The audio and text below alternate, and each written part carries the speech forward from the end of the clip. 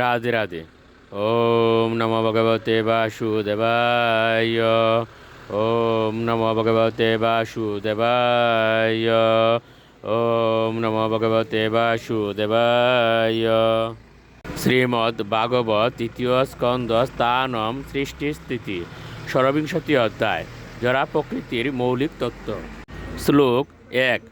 শ্রী ভগবানুবাচ অত তে সম্প্রবক্ষ্যামি তত্ত্বানাং লক্ষণং পৃথক যদ্বিদিত্বা বিমুচ্যেত পুরুষ প্রাকৃতৈর্গুণৈঃ।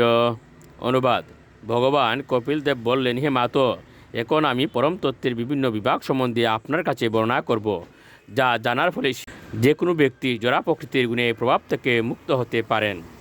শ্লোক 2। জ্ঞানম নিঃশ্রেয় স্বার্থায় পুরুষস্য আত্মদর্শনম ইয়দাহুর বর্ণয়ে তত্ত্বে হৃদয়ে গ্রন্থি বেদনম।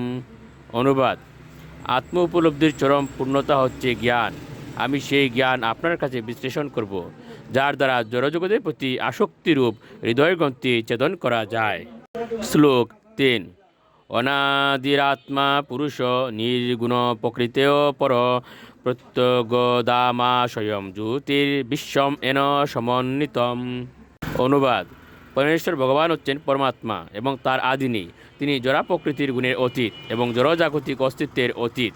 তিনি সর্বত্রই উপলব্ধ হন, কেননা তিনি স্বয়ং প্রকাশ এবং তার অঙ্গের জ্যোতির দ্বারা সমগ্র সৃষ্টির পালন হয়। শ্লোক 4। স এষ প্রকৃতিম সূক্ষ্মাম দৈবীম গুণময়ীম বিভুঃ যদৃচ্ছা ইব উপগতাম ঐবপদ্যত লীলয়া। অনুবাদ: পরমেশ্বর ভগবান, যিনি মহতের থেকেও মহীয়ান, তার লীলারূপে সূক্ষ্ম জড়া প্রকৃতিকে গ্রহণ করেছেন, যা ত্রিগুণাত্মিকা এবং শ্রীবিষ্ণুর সঙ্গে সম্পর্কিত। শ্লোক 5। গুণৈর্বিচিত্রাঃ সৃজতিম স্বরূপাঃ প্রকৃতিম প্রজা বিলুক্য মুহে সদ্য স ইয় জ্ঞান গৃহয়া। অনুবাদ: জড়া প্রকৃতি তার ত্রিগুণের দ্বারা বিচিত্র রূপে বিভক্ত হয়ে জীবের রূপ সৃষ্টি করে এবং জীব তা দর্শন করে মায়ার জ্ঞান আবরণকারী রূপের দ্বারা মোহিত হয়। রাধে রাধে।